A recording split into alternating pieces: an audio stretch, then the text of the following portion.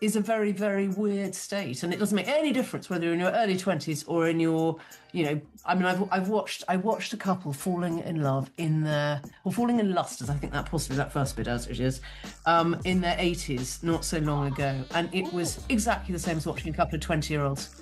They were sitting on a bench, they were canoodling, they were absolutely all over each other, but in a sort of really, they were hanging on to everything the other person was saying, and it was fabulous to watch, and it just made me realise that actually it doesn't make any difference how old you are, you still get that rush when you fall into. Obviously, you get a lot of people wanting to join it. Yeah. How does that process work?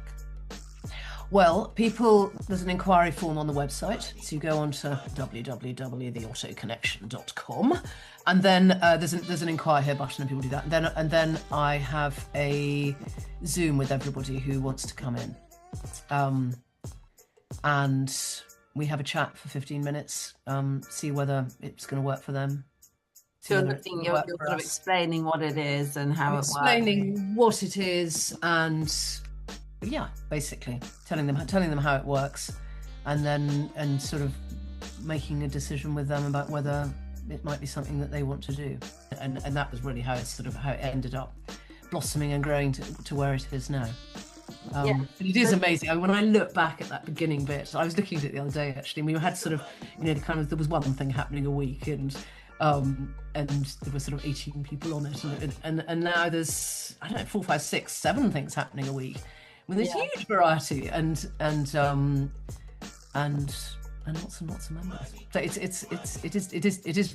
it's been really exciting watching it change and watching it grow. To meet lots of new people, to do lots of new things, and to be challenged and get out of your comfort zone. And I don't know, it's really good. It's good for one, I think.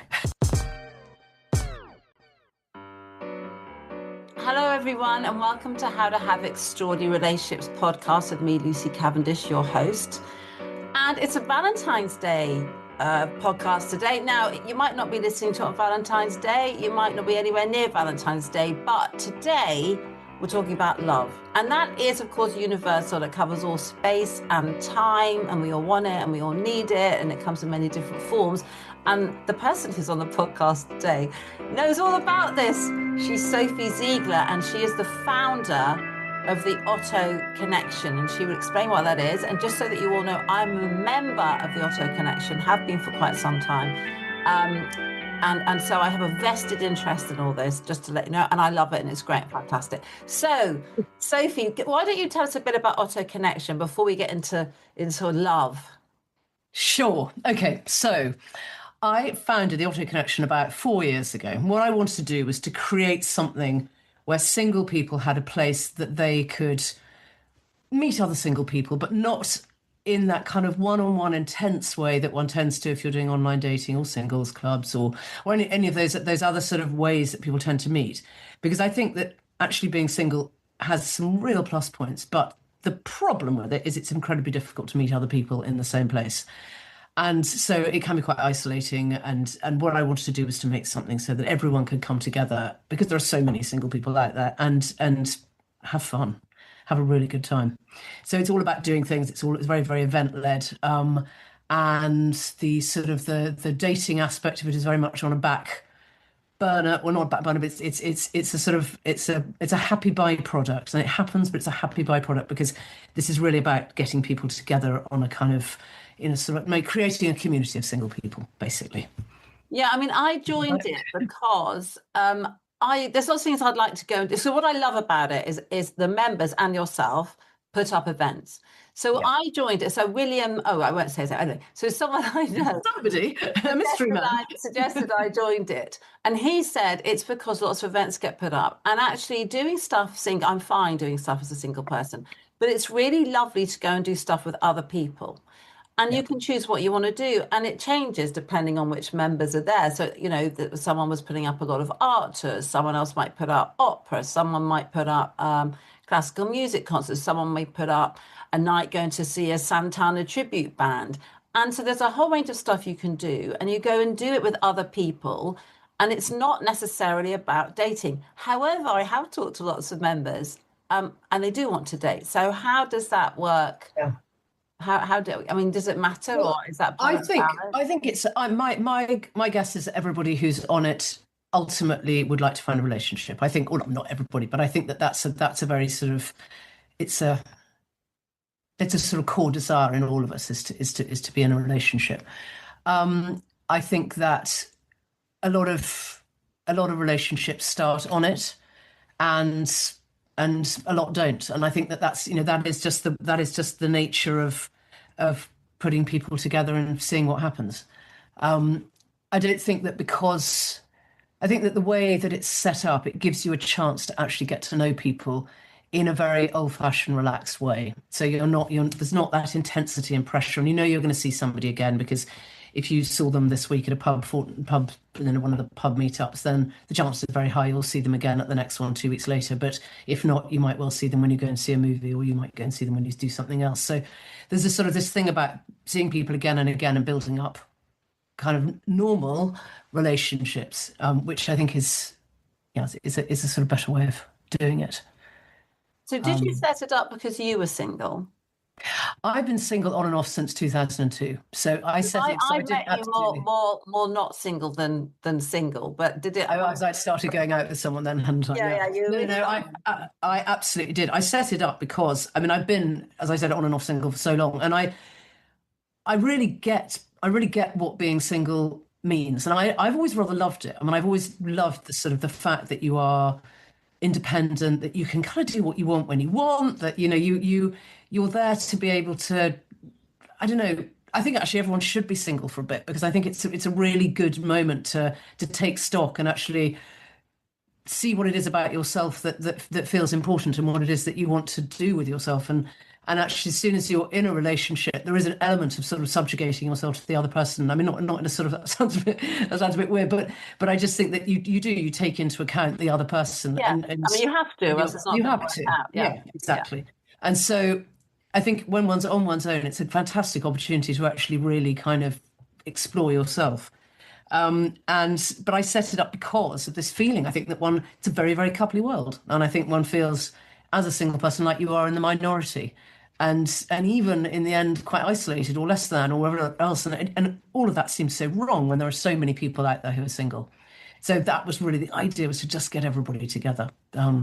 Yeah, I mean, I think I've got this theory: you flip from being one of a two to one of a one, and when you're in the one of the one world, at first it's a bit like, this is a bit weird waking up on my own, and then you get to the stage where you're so used to waking up on your own that it's weird to wake up next to somebody with else. somebody else. And Yeah. it's quite a different thing to navigate moving between those two states, I think. Well, I think it's very easy to get very, very into one's independent state. And I would say that probably there are quite a lot of people on Otto who are very used to being on their own. And I would say there probably are quite a lot of people who probably actually maybe don't even want to have a relationship or can't. I think people get to a stage in life when they've had their children. We're all at a very different stage to people in their 20s when they start going out with people.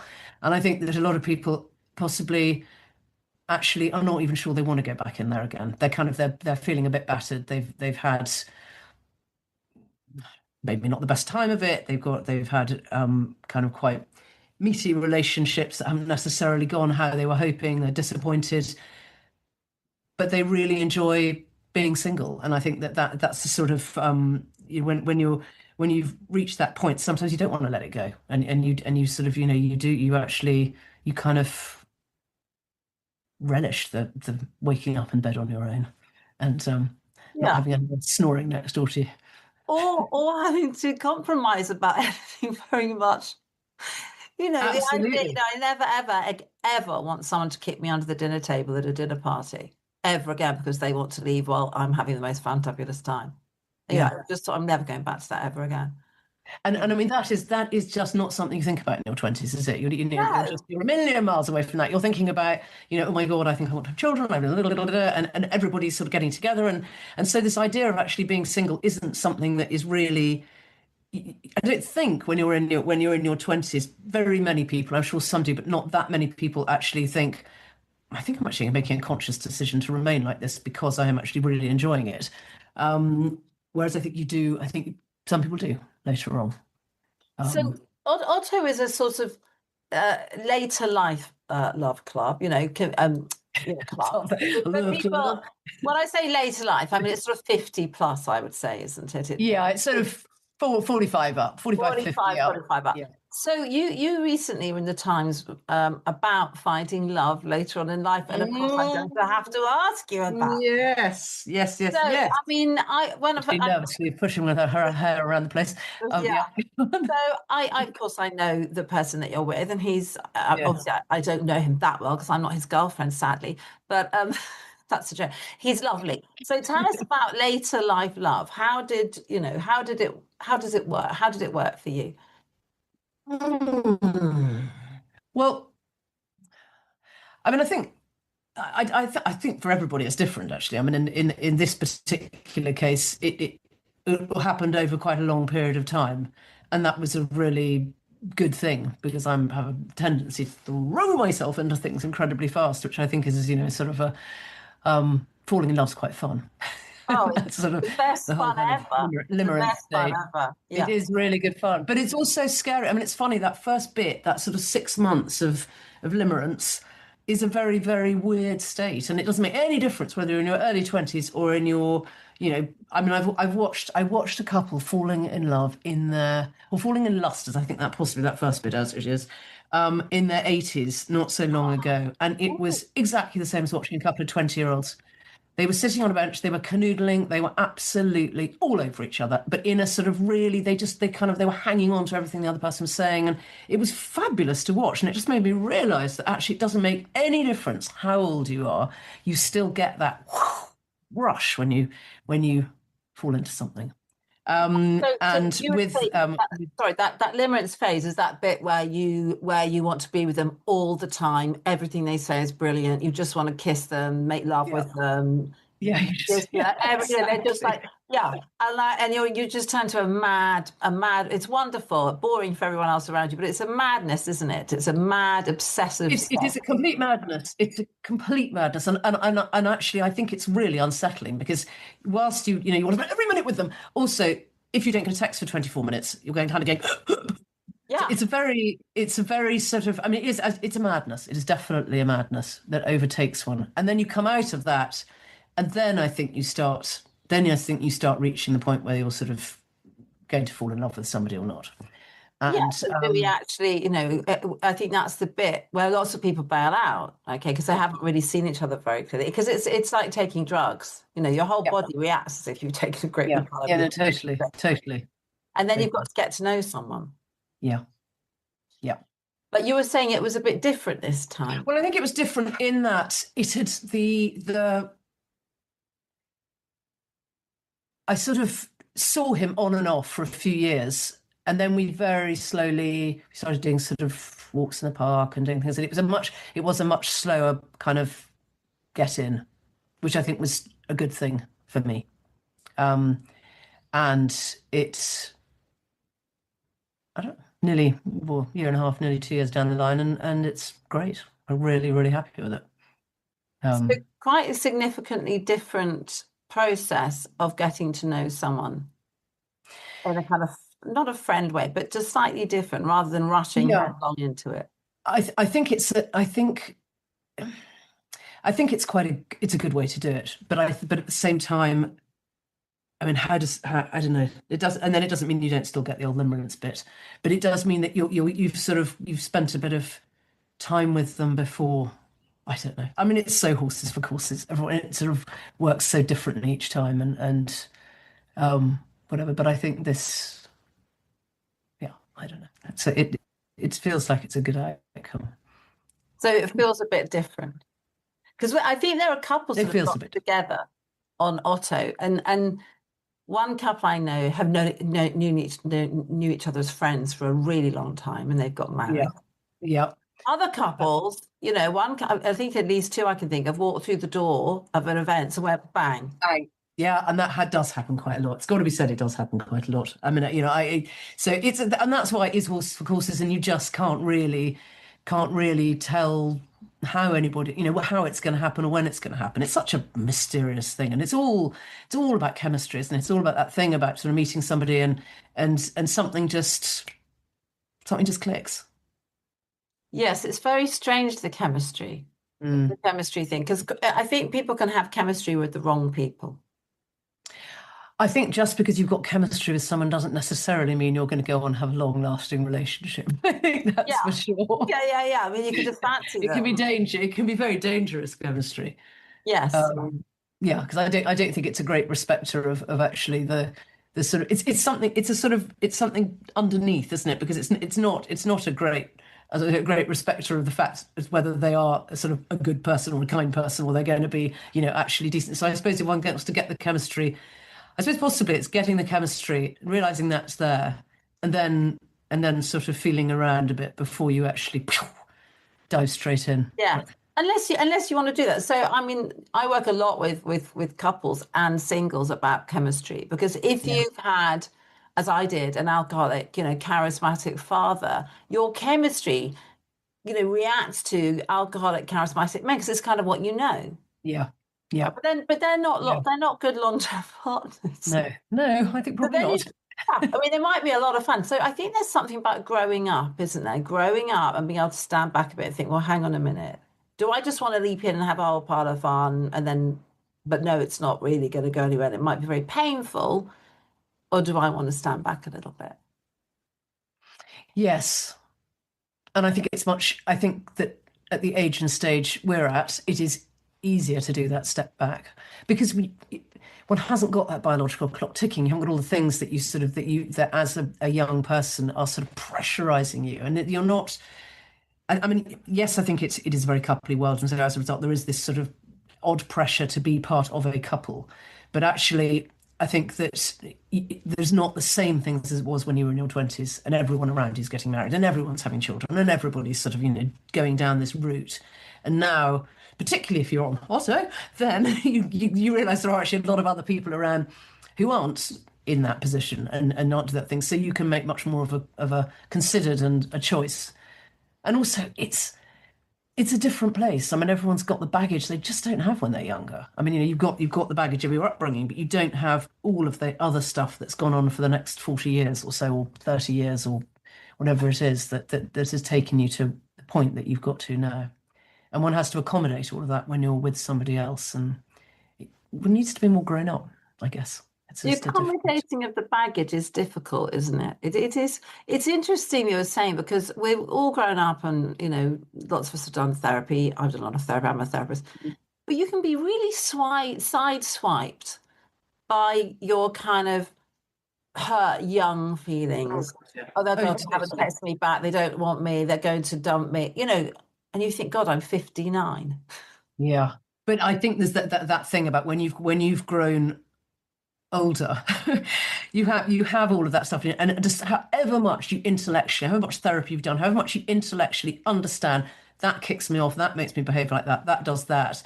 Actually, it's still that little kid is still in there, and I've been doing something recently actually that's been really good for that, and it's much more physical about as a way of sort of getting the emotions out, and that's it's sort of because I think that it's fun, once you've intellectually understood something, it's quite good then to be able to kind of get it But to leave. what's it called? That sounds very. I mean, I It's think just fantastic. people can get very stuck in their heads, right? So I think Very. therapy is great. Obviously, I think that I'm a therapist, Yeah, but yeah, people yeah. get And it very is great. stuck in the story. Well, you think, yeah, and your emotions, your emotions and your head all drive each other. Don't they? So you've got this sort of big cog down here that's kind of that's sort of that's your emotions, and then this one up here in your brain, and everything is sort of flying around in this great thing. And this is all about getting the sort of the when you'll start having all the kind of the thoughts that are driving you demented, you basically go down and work out what the emotion is, and Yeah. then you have to concentrate on that emotion and get rid of it By doing something physical. by doing something physical. I mean, whatever it's the thing I've been doing is called drawing for freedom, and it's you draw it out, and it's brilliant. It's Oh, absolutely it brilliant, sounds I think. brilliant. Yeah. So you could do all sorts of different physical activities. I think yes. I think the really important thing is to actually feel the emotion. So rather Yeah, than you've got to feel it. I seeing mean, it yeah. just toss around in your No, you've head, got to you've feel got it. to You've got get to, down you've there got to, and, you've got and to feel it. yeah, Yeah. So But it's very then, painful. Very. We all want to go. I don't really want to feel the terrible pain I felt when I was 3. no, don't really. Yeah, I don't know if I want to Yes. go back to being a 3-year-old who was abandoned or something. And Yeah. often it can be tiny. Your parents don't even know they've done it. Oh, I don't think. I mean, I think that most of the sort of damage one gets in childhood is pretty unconscious. I mean, obviously there's it's a very sweeping statement, but I mean, I think that as a parent, I think that one, you I'm sure there are things that I've done to my children that have sort of been detrimental in some form or fashion, and I have certainly not done it with any intent at all, because as Yeah. far as I'm concerned, all I want to be is a fabulous parent to them. But I think one just does things without thinking about it. All things happen to them. It's a very thing, and I don't know. I mean, one's very impressionable as a child, and it does definitely sort out one's for the rest of one's life, I think. And then you spend a lot of time trying to untangle um, and get Yes. things back to a even keel again. So tell me about you as a little person. What were you like as a little? Absolutely delightful, obviously. I don't know. I think I was a I think I was a very happy little kid, actually. I mean, my mum died when I was very young, which wasn't fantastic, but I was very loved. I had a fabulous father, and Your father was Philip is I want to say is rather than was because I know he's died, but very well respected, well known author and historian, Philip Ziegler. yeah, fabulous, fabulous man. I mean, just Mm. deeply wonderful man. Really, really was, actually. Absolutely incredibly lucky to have had him as a father. Um, but I lost my mum when I was very young, and inevitably that had effects on me. I mean, it does. But Must have. You everything don't that have everything that many memories of her, I don't suppose, when you're little. no, none at It's all. extraordinary, isn't No. it, that we don't have memory as little people? Well, I think you do. I think you do have memory. I mean, I did. Well, I mean, I did. I mean, when I talk to my kids, they've definitely got memories quite young. I mean, very, very young. And Okay. and Mm. I think that in my case, I did a sort of trauma block out. I just went, okay, that's not going to be thought about. That's just too unpleasant. Mm. And which I think, as a child, you're incredibly capable of doing. Um, It's a safety valve, I think. I think our brains and our bodies can. I go into this place of that is so overwhelmingly awful that we're just going to block it off yeah, to survive. yeah, yeah, definitely, definitely, definitely. There was something. Mm. Now, so you obviously got married. I've met your ex-husband. So you and he obviously have a very good relationship. No, we do, we do. We have a really good relationship. Yeah. I see It's you together. He comes to parties. I see yeah, with your children that you have together. yeah, yeah. How did you manage that, the two of you? He's lovely. He's very He's incredibly good fun. I mean, I think inevitably there were a few years when things were a bit rockier when we first broke up. But we're what are we now? 24. Hang on, we're 24 years down the line. I mean, that is a long time having been separated, very and lovely.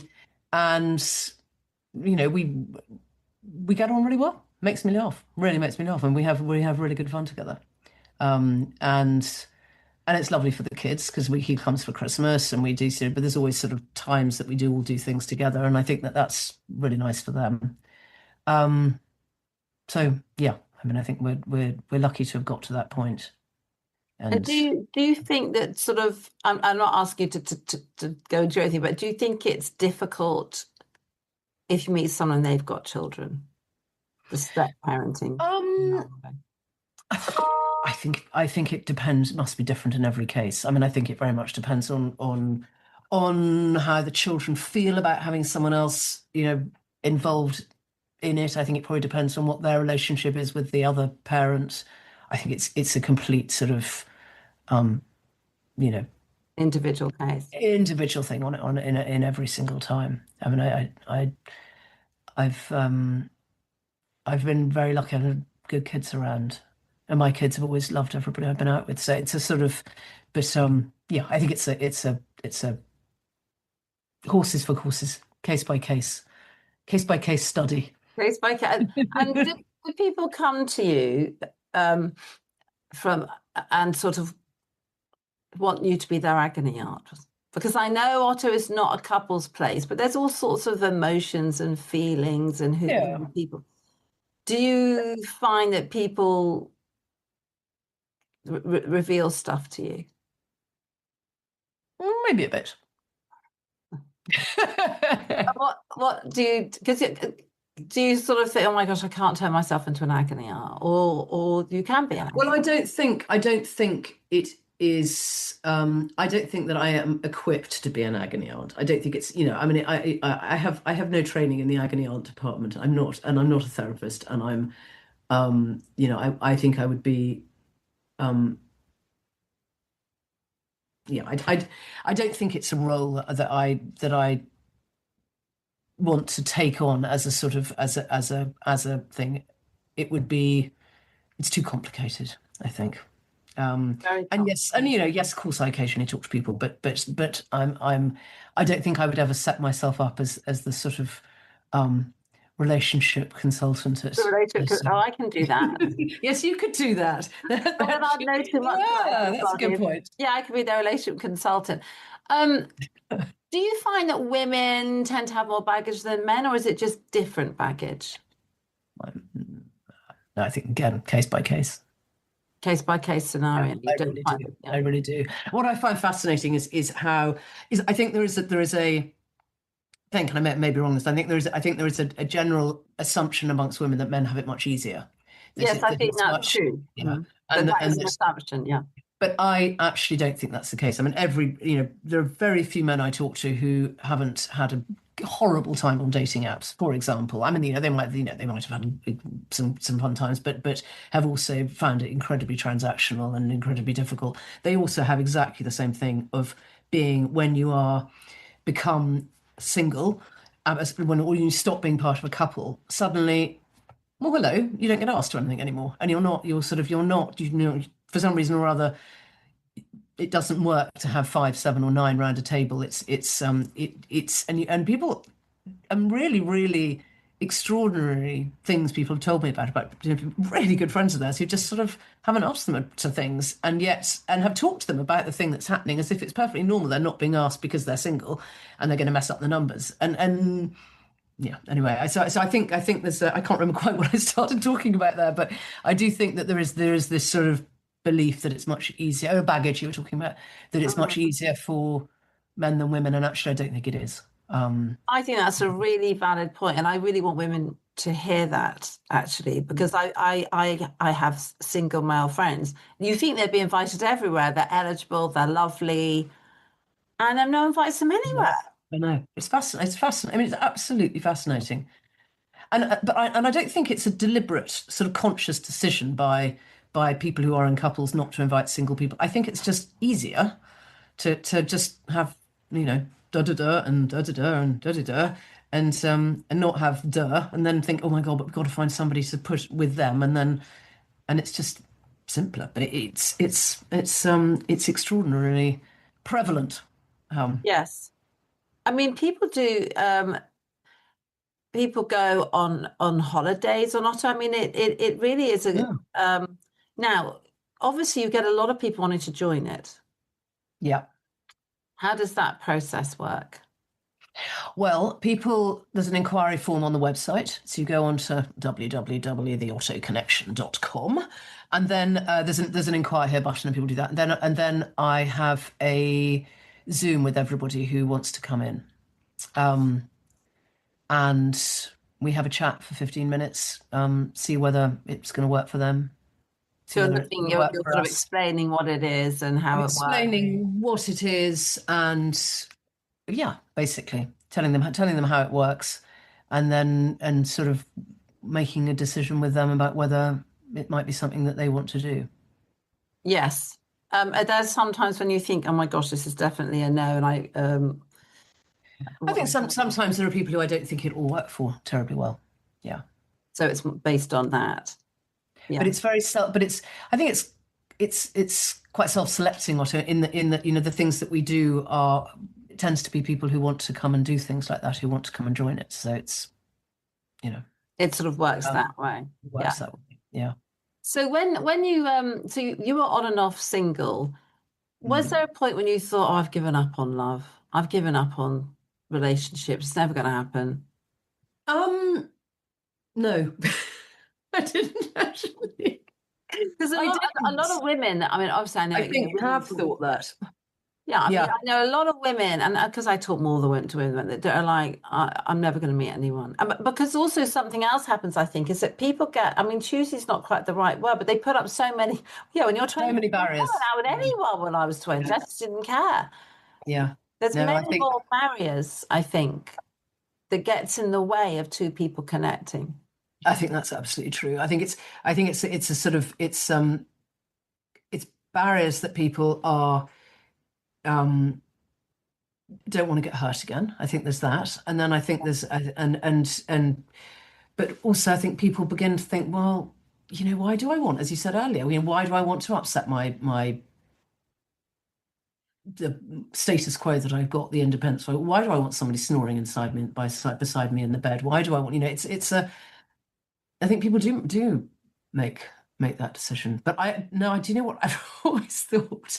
I've always thought, oh, there's someone out there, I'll carry on. But then I sort of I do really enjoy being single at the same time. So I've never sort of sat there thinking, oh my God, I'm gonna die if I don't have a relationship. I've always sort of really enjoyed being on my own. I mean, and I've still got kids living here, so I sort of I've never had that thing of being of the nest having been emptied, which I think probably is quite a moment when people start thinking, God, I really do want to have somebody around. Um, Yes, I think that's true. I mean, I've got my kids living with me, not all of them, thank God.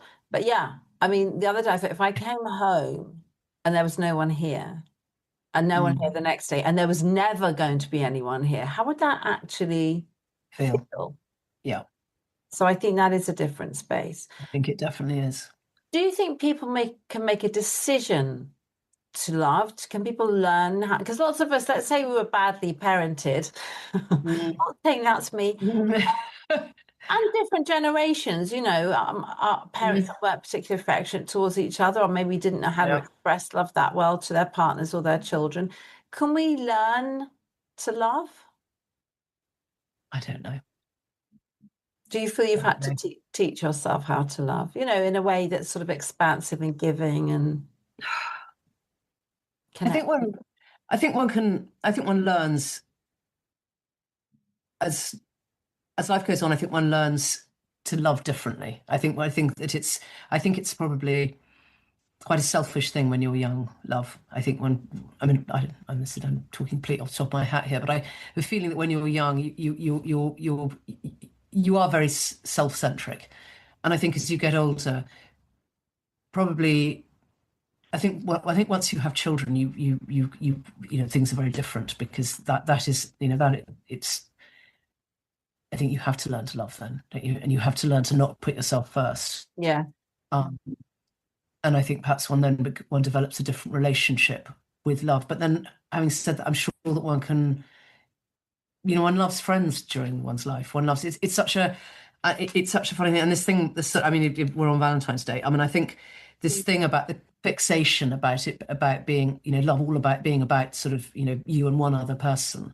It's so much bigger than that. I mean, it's so much bigger than that. And it's love is about what you feel for your family. It's what you feel for your friends. It's what you feel for yourself. It's what you should feel for yourself. And I think it's a big thing, love. And actually, that's one of my things about Otto. Actually, is I think it's so much about love. It's about finding that love for yourself because you're sort of you're bringing yourself back up again and actually feeling like you're a really sort of valid person in your own right. And then it's also about finding all these other people who you can love. And I don't know. I think it's seen as such a sort of linear thing, Mm. particularly on today.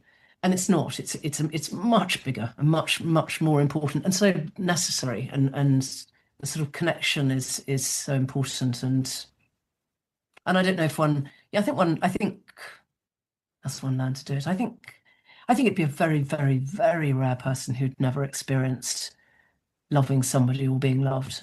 And I think you can build on that, but I don't. As I say, I am not expert. Let's see.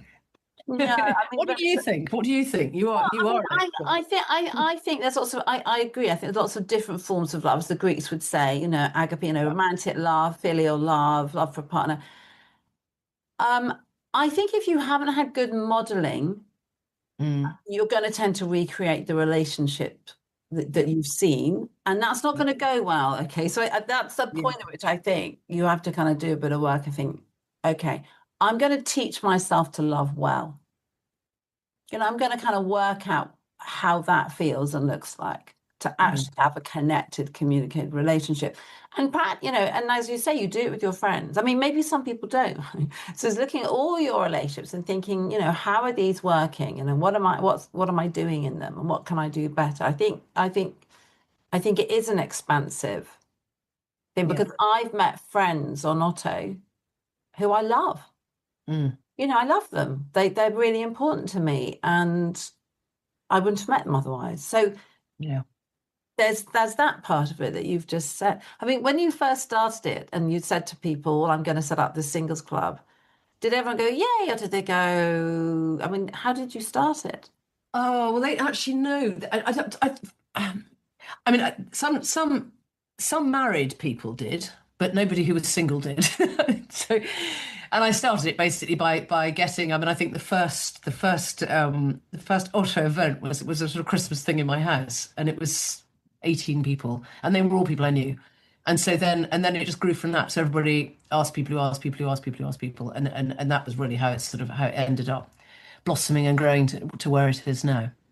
Yes. But it is amazing. I mean, when I look back at that beginning bit, I was looking at it the other day actually, and we had sort of, there was one thing happening a week, and there were sort of 18 people on it, and now there's, I don't know, four, five, six, seven things happening a week.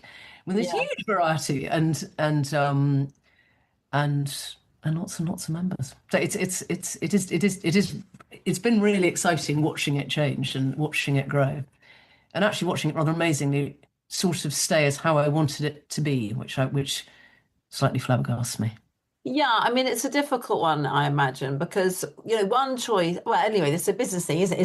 Is to just build it and build it to thousands of people, but that would then take away Yeah, from definitely. the essence of it. Yeah, yeah.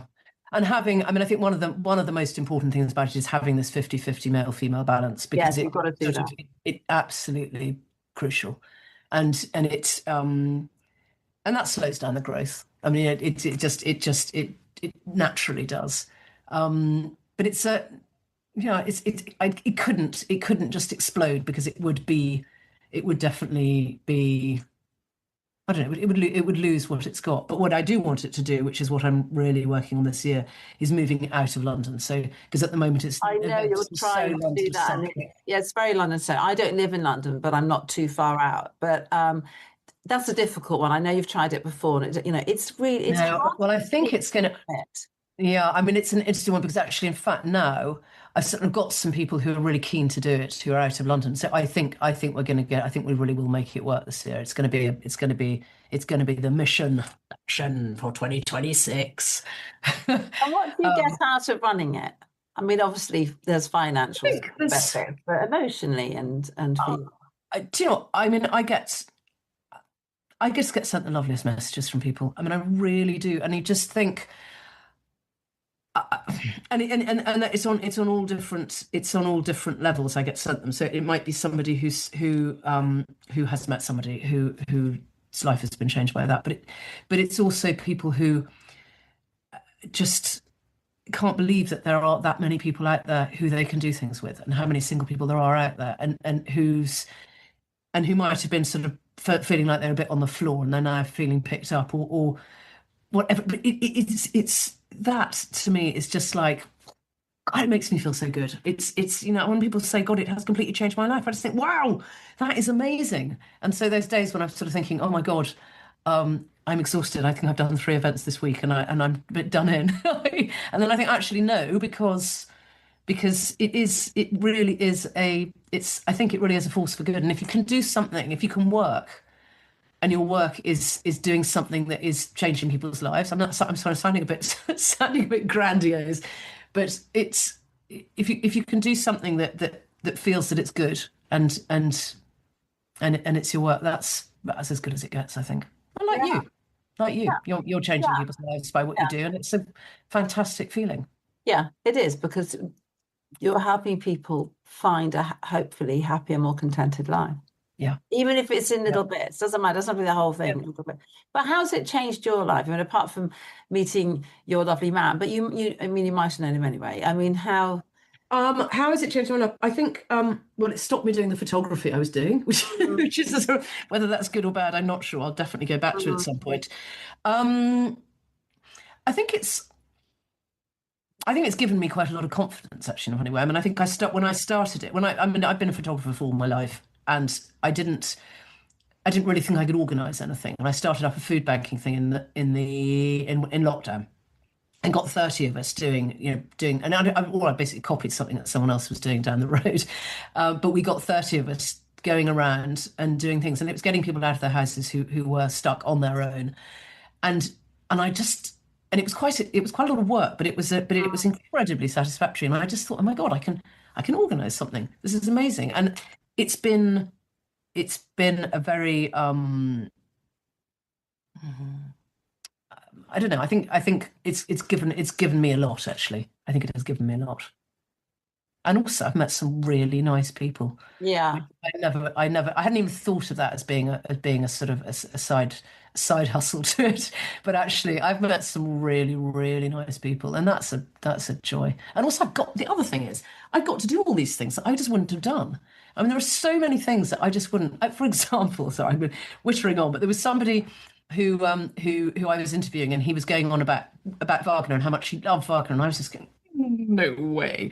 I mean, A, I'm not that, well, I wasn't that into opera, and B, I've sort of always had this vision of Wagner being sort of sitting 5 hours on a oh sort yeah, so have of I. seat. I'm just You like, know, ugh. kill me now. Um, and I said, okay, we'll put it on. It'd be fantastic, but you're going to have to give us a talk before. So 12 of us went along who'd never been to Wagner before. He gave us a 40-minute talk before. I mean, he was so enthused in the subject, he actually cried in the talk. So we would all sort of like, oh, and then we went and we sat, and it was mesmerizing. I mean, absolutely phenomenal. And then we went out and had supper afterwards and talked about it. And it just made me realize, my God, you have to be so careful not to shut yourself to things. And it's so easy, particularly I think when we get to where we're at, to just do less, fewer things and see fewer people and get stuck in one's ways. And actually, God, to blow it out and to meet lots of new people, to do lots of new things, and to be challenged and get out of your comfort zone. And I don't know, it's really good. It's good for one, I think. So what are your hopes for your future? So the team, we've got people here, they wanna, what's our advice for love? It's Valentine's podcast to be people here but looking for love, looking for partnerships. Oh God, I think be open. Don't be too Mm, prescriptive. And I think that in a funny way, that's one of the things about the dating apps that's quite odd, is that one has this sort of, you go down a very prescriptive route, and you're basically saying, okay, no, I don't want this, I don't want that, I don't want this, I don't want that. And actually, mm, you just got no idea. And one of the joys, I think, of going out with people is, as we were talking about the thing about compromise, is you're not, I mean, you've got to probably do compromise at certain levels, but also you are exposing yourself to their new life and what they do and the things that excite them. And so every time you have a relationship, I think you've got to be open to the good things that it's bringing you and the exciting things, rather than just sort of sitting there thinking, oh my God, oh my God. But it's scary. It's scary. You're putting yourself on the line, and it is scary. yes. And I think, I don't know. Let's go for it. Jump in, 2 feet first. See what happens with Yes. a bit of toe. I always say to people, what's the worst thing that can happen? Yeah. Well, and hopefully they don't come up Well, with something actually, dreadful. I know. Well, actually, All right, that's a okay. bit risky, isn't it? No, but I think basically, Yeah, I mean, what I mean is, okay, so someone might behave like an arsehole, or they might, but you've survived. If you're here, you've survived stuff. and also, I think every relationship you have, you learn stuff. I'm Yes. quite a believer in the sort of in kind of in the fact that you go through life and you're learning things with all the people you meet. And I think Yes. that in relationships, that's particularly the case. And I think every time you leave a relationship, if it was sad, or things weren't great, or whatever it was, you've come out and you've got new things that you've learned about yourself, and that you've taught them and they've taught you, and that's, it's moving forward. I think it's really great not to be stuck in the same place and to just move forward, and whether that means risking loving or all those scary things, then I think you got to do it. Great. So thank you for being on the podcast. So where can people find you? I mean, don't inundate Sophie, but well, they do inundate her, but she's a busy woman. But where can they find you and find out more about Otto? So the website is www.theottoconnection.com, because it's all about connecting people. You then go on there, there's a form that you fill in, you hit there's an inquire button. It's got various sort of links to bits of press and me doing some tragic video on it. And then you do an inquiry thing, and then I'll have a Zoom with you, and then I can properly talk you through it and what it's all about, and Great. Come and have some fun with us. Come and have some fun and meet new people, and maybe you'll fall in love, but you might just meet some lovely friends. Yeah. And find out new things about yourself and have new experiences. Yeah, exactly. Couldn't have put it better myself. Perfect. Thank you so much. Brilliant, Lucy.